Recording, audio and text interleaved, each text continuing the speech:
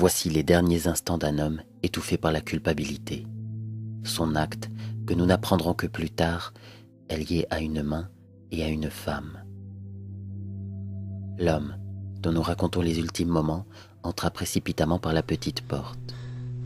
Le désir d'isolement qui l'habitait le poussa à presser davantage le pas. Il ne prêta aucune attention aux sirènes qui hurlaient au loin et continua ainsi sa course sans but quelques mètres avant de s'arrêter, à bout de souffle.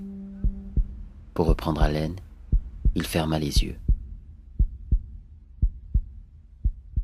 En les rouvrant, il remarqua la silhouette de marbre. Désinvolte et tout sourire, elle semblait bien se moquer du monde et du temps qui passe. Mais ce sont surtout ses mains jointes, de manière si anodine, qui attirèrent toute son attention. Notre mémoire nous joue bien des tours. On ne retient finalement des moments passés que les blessures les plus profondes, et ce geste simple éveillait la douleur aiguë qu'il avait infligée à la femme qu'il avait laissée là-bas. Lui-même subissait toujours cette souffrance. Son cœur frappa soudain plus fort dans sa poitrine. Les battements résonnèrent plus puissamment à ses oreilles. Il tenta de se calmer, de se détacher de son attraction, et la présence de quelques touristes étrangers l'y aidèrent grandement. L'homme reprit son chemin bon gré mal gré. Les allées de gravier laissaient la place au chemin en pavé. Il aurait aimé se perdre dans les divisions jusqu'à oublier la raison de sa présence en cette nécropole, si toutefois on pouvait qualifier de raison le fait de vouloir disparaître de la vue de ses congénères.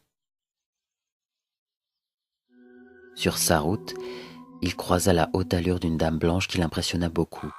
Comme hypnotisé, il s'avança vers elle, happé par la mélancolie se dégageant de son visage. L'homme eut l'envie irrépressible de la toucher.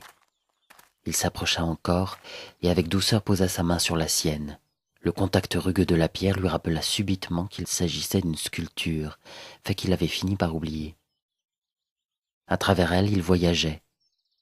La posture de cette femme lui racontait une histoire d'un autre temps, lui contait les instants que son auteur lui avait consacrés et tout l'amour qu'il avait placé en elle. Lui n'avait mis que de la destruction dans son œuvre. Ses pensées se noyèrent dans les courbes et les drapés. Il se recula, dut prendre appui sur une sépulture pour ne pas tomber. Pris de panique, il commença à suffoquer. Il ferma les yeux pour tenter de se calmer.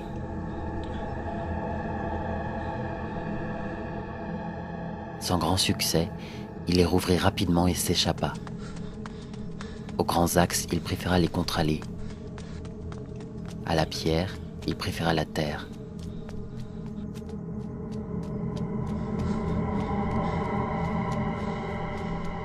D'autres regards, d'autres courbes croisèrent sa route. Pieds, mains, cou, jambes, bras se succédèrent ou s'ajoutèrent, s'imprimant en lui, le ramenant sans cesse à elle, elle qu'il avait quittée depuis plusieurs minutes maintenant. Les pensées s'envolent, mais les siennes refluèrent en lui en un battement de cils. Il fut foudroyé par sa vision. Elle était étendue là, sous l'emprise d'un sommeil éternel. Il avait laissé la femme dans cette même position après avoir relâché son cou délicat. Son geste et sa conséquence se retrouvaient gravés devant lui dans la pierre. Ses yeux s'embuèrent de larmes. Il pensa à la stupidité de son émotion face à l'horreur dont il avait été capable. Il était un monstre. Bouleversé, essoufflé, éreinté, il savait où il pouvait s'enfuir pour échapper aux images qui le pourchassaient et trouver le calme auquel il aspirait. Il se retrouvait au bout de la jetée, acculé à sa mémoire, prêt à sombrer.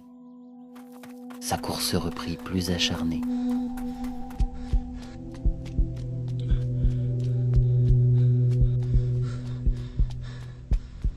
Il agrippa la rampe, incapable de descendre les marches de manière suffisamment assurée.